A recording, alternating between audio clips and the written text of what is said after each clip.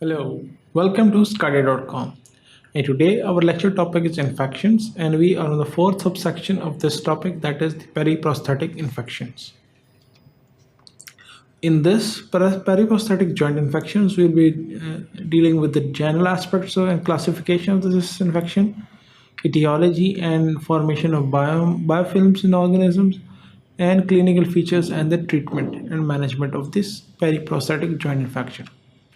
Coming to the general aspects, periprosthetic joint infection is a specific type of infection related to joint replacements. As you know that nowadays this joint replacement surgery, especially total hip replacement, total knee replacement, reverse shoulder arthroplasty, and these are all elbow and ankle replacements. These are becoming very common. So when the so much metal work is present in the body, these joints in which this prosthesis is present, there's always a chance of getting infected. So there's a new entity of prosthetic joint infection is actually this kind of we have started dealing with this problem in the last decade or two. Incidence is about 1 to 2% of hip arthroplasty, 2 to 3% in knee arthroplasty, 1 to 2% in shoulder, and even 3 to 5% in elbow. Economic impact may represent a 5 to 10-fold cost increase compared to the primary arthroplasty. And the reason is that that's why this entity is very important, because doing a TKR or TH total hip replacement is no big deal. But once it gets infected, actually, you may have to perform a whole surgery again, and it may not be in one go. Then first you have to perform a surgery to remove all, debride all the infective material there. Then you may have to decide that, okay, you want to remove it now and place a spacer.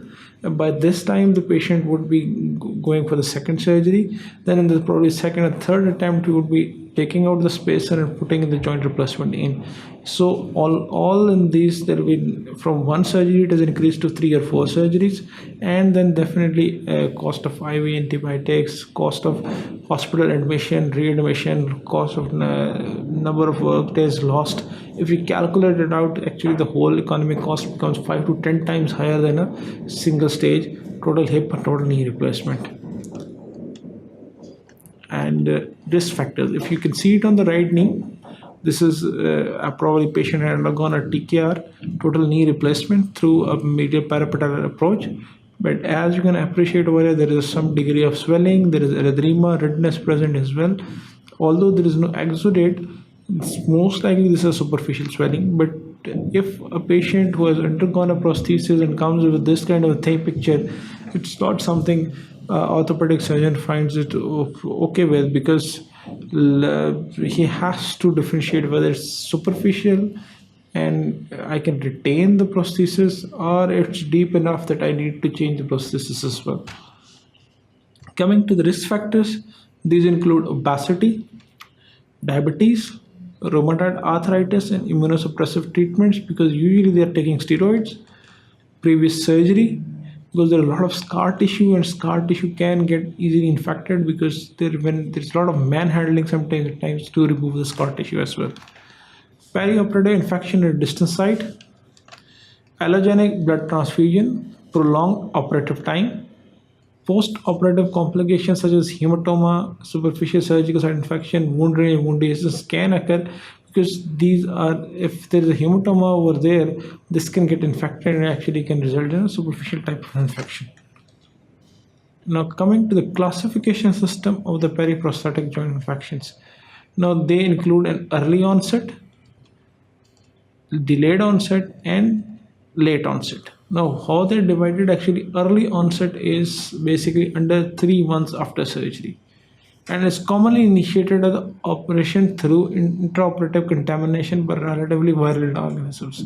Usually when a TKR or THR is performed, it's almost all over the world it is performed under a highly aseptic measures are taken so that it does not get infected. But then again, there is always a 1 to 2% chance of getting infected. So if early onset of prosthetic infection occurs, it usually occurs within 3 months of the surgery. Delayed onset is that from 3 months to 24 months, that is almost up to 2 years, the patient can again get infected. Although it usually involves a less violent microorganism, but origin of them is usually at the operating table within 2 years. If it occurs beyond 2 years, that is the late onset. This could be due to hematogenous infection, but occasionally due to very low grade microorganism, which extremely indolent infection initiated at the time of surgery. If it is after within 3 months, it's usually virulent organisms, and most likely it's somewhere in the surgical theater where it happened. Even till 2 years, problem could be still be in the operation theater.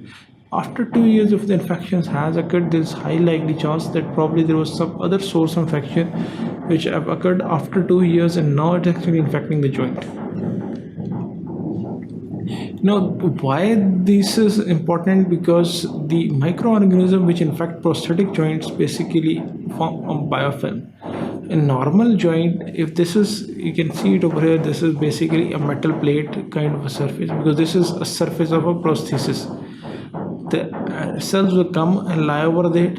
They will form a monolayer, and then will multiply to form a colony, and there will be actually intracellular signaling pathways in which they are able to help each other to form a colony, and then eventually form a structure which is called as biofilm. So that unless once biofilm is actually formed, unless you do not remove this metal part, you cannot get rid of this biofilm. But simply putting an antibiotics and doing the debridement and this stuff. So this is where actually the problem is. Whenever a prosthetic joint infection does occur, an orthopedic surgeon needs to make a few decisions. That is, okay, is the infection severe enough or it is superficial? If it's superficial, can I go with simply debridement alone, and do I need to take out the prosthesis as well or not? Now, these two questions have to be answered: that how deep is infection and whether prosthesis has to be taken out or not. And this basically forms the main crux of the management of prosthetic joint infection. Microorganisms colonize the surface of the implant in competition with the host cells. After the attachment of microbial cells to the surface, the biofilm grows and matures under detachment of propagation and protecting microorganisms with a multicellular non-homogeneous structure. Microbial cells communicate with one another through a quorum sensing procedure, as in a multicellular organism protected from antibiotics and host immune system. So, what are the organisms which may be involved in prosthetic joint infections? Staph aureus is almost everywhere. Staph aureus is the most notorious organisms which can get you acute infection. They can be chronic osteomyelitis. It can even involve the prosthetic joints. Staphylococcus aureus and Coagulus nagelus staphylococcus, they together account for almost 50%. Streptococcus species, Enterococcus, aerobic gram-negative bacilli, and these include 20 to 30%. 10 to 20% infections are polymicrobial. That is usually involve more than 2 organisms. Coming to if a patient has presented with this before and has undergone some kind of prosthetic joint surgery, and TKR, THR has been done, and then he or she complains of pain, there is swelling, there is infection, and there is decreased range of motion at that joint as well. Then how would you investigate that patient? If you're suspecting periprosthetic joint infection, then we'll start from the labs and then the radiology. Among the lab, yes, definitely you need to get blood CP. You need to look at the TLC count. You need to look at differential leukocyte count, whether the lymphocytes are raised, whether the neutrophils are raised. And the ESR and CRP, they're usually raised in prosthetic joint infection. Then interleukin 6 and procalcitonin can also be raised, although these markers are not readily available all over the world, but in most of the countries they are being utilized to rule out whether periprosthetic joint infection is present or not. Coming to the radiology, that what kind of, now first of all you need to get an X-rays, which are, if it's TKR, you need to get AP and lateral view of the joint involved. Then the CT scan, which can be done because to show what kind of a bone condition is, what is the situation of the bone and how much bone loss has occurred, or if there is any element of osteomyelitis in it or not. Then MRI, which is although not always indicated, but nowadays we usually have titanium implants, And with titanium implants, MRI can be done, which is very much safe in terms of but previously there sometimes there used to be steel implants or cobalt, chromium, and with that sometimes MRI used to become very difficult. But now with the new technology in titanium implants, it can easily be done. And bone scans, whenever there will be infection, we have to look at the bone scan. We have to get radionuclide scanning so that we would know that okay, this is where the increased lymphocyte infiltration is occurring, and most likely this is an infective etiology. Now coming to the treatment, first and foremost is basically the antibiotics. You have to start with antibiotics so that if you start with empirical, as we know, most likely it is a staph, and you can get the cultures, and later on once the staph comes in, you can give antibiotics which are very much specific to the staphylococcus aureus. Then surgical debridement with prosthesis retention. Now this is important. If there is infection and it's deep enough, then you have to do some kind of debridement. You cannot just leave the necrotic dead and pus tissue down there and expect that antibiotics will just cover it up. If there is, because antibiotics are ineffective against pus, if there is pus, you have to take it out. And then another is a single stage arthroplasty exchange. That, for example, a patient is having a TKR, it got infected, and it has got infected so badly that you know that there are biofilms present over there. You just take it out, all the debride the tissue, remove the TKR, do another TKR, and close it down. This is a single stage procedure. But sometimes there are so many issues with them. For example, there would be associated bone losses, there would be associated genovalgum, and so there are complications like that. So sometimes single stage is simply not possible. So and then again there is a lot of infection over there as well.